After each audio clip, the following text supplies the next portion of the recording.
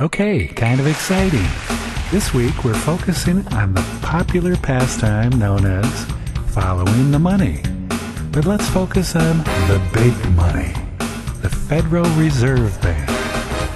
The Federal Reserve really isn't a federal entity, and it doesn't seem to reserve much, but it does handle the United States supply of money. Talk about a great job. Imagine you want more cash. Just print it. That's what they do at the Fed. I'm surprised the Secret Service, who chases counterfeiters, hasn't surrounded their building yet.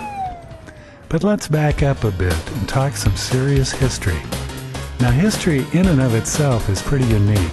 It's obviously written by the winners. Those on top get to write it. But things slip out once in a while, like the meeting on Jekyll Island in 1910. Bankers have been around for a long time, and they've learned that the more things they can control, the better things go for them. Jekyll Island, off the coast of Georgia, was owned by J.P. Morgan, who already had more money than anyone but the Rothschilds. But there's always more to get. Anyway, he had a little get-together on the island for a week or two, where a group of private bankers wrote the charter for the Federal Reserve Banks of the United States. Might as well be proactive on something like that.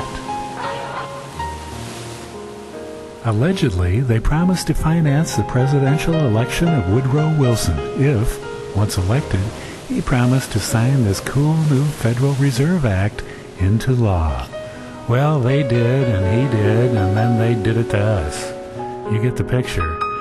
Well, apparently forever after we get to bend over, but not in a good way. This clearly is one of the most remarkable things that's ever happened to the good old US of A. A few private bankers get to print money and lend these pieces of paper to the United States for a high rate of interest. The Bank and Trust in New York has a solution. It means it's over. He figured it out. Figured what out? How to beat us. He's not beating us, we're beating him. Now we are strong enough to take all the other banks. So let him have the gold. We'll have all the money. Maria, the money's just paper. It represents the value of the gold. It's what the entire monetary system is based on. Without the gold, the paper has no value. Who couldn't do that? You print money and lend it to the largest government in the world. No muss, no fuss. Oh, and then call it the Federal Fed. Okay, let's get back to following the money. The Federal Reserve Bank sold stock in itself for $100 a share to 300 people or banks. This, like most of the Halliburton contracts, was not a public offering. Remember those 2 great weeks on the island? Good old boys just doing what good old boys do, taking control of the world's supply of money. So over the years, we've seen a few select United States presidents try to reverse this fiscal mistake, but they came to bad ends. But they knew that if you backed up the paper dollar with gold or silver, then you had an intrinsic value behind the currency. No interest due, and you couldn't print a bunch of new gold. It's a rock-like thing that you have to go find. Hence, the value of the currency was stable, and possibly even growing in value.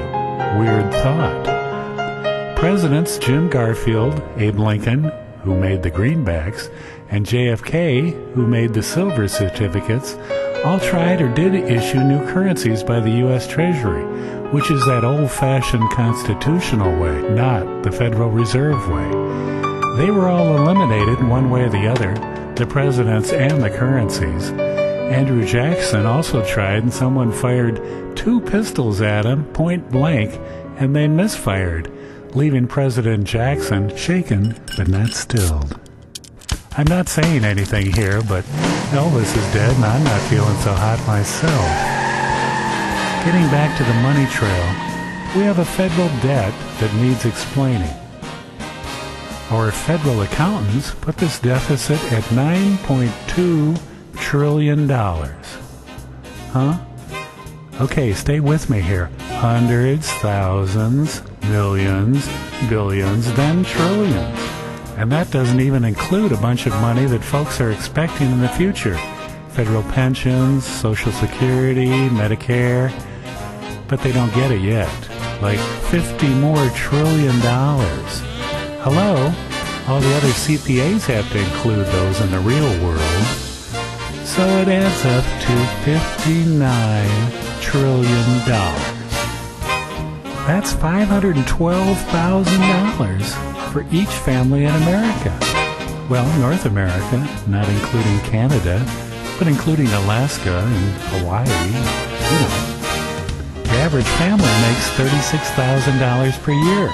So with interest, the average monthly payment on a $500,000 loan would be, $5,400 a month for the rest of your life, which is twice as much as you earn before taxes. I don't actually remember agreeing to that I actually owe $500,000 to my own government. Even rich people would be freaked, or maybe especially rich people would be freaked. They may actually be forced to pay it. Well, probably not, after all. So what's it about?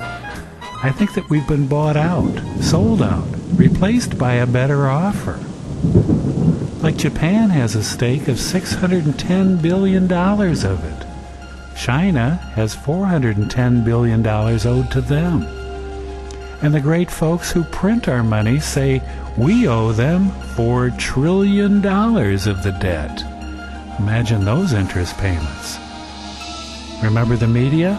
The networks? The new cable news networks, fair and balanced. All the news you need. Why don't they complain about it? Well, you know why. Because they're owned by the people who own the Fed. Them again. In 1968, almost 40 years ago, the House Banking Subcommittee reported that the Rockefellers, through Chase Manhattan Bank, controlled 6% of the stock in CBS. By 1974, they were up to 14% of CBS and almost 5% of NBC. By 2008, who knows? Not to mention that this is only one shareholder out of 300 who own the Fed. Imagine if you were able to track their holdings of magazines, newspapers, television, and radio stations all around the world. Okay, one last little point and I'll release you to your calmer thoughts. The United States Congress and even the IRS don't have access to the financial records of the Federal Reserve. Congress introduces legislation every year or so to audit the Fed, and every year or so it's defeated. Wow. Now who's running things again? Not us. Sway the nation.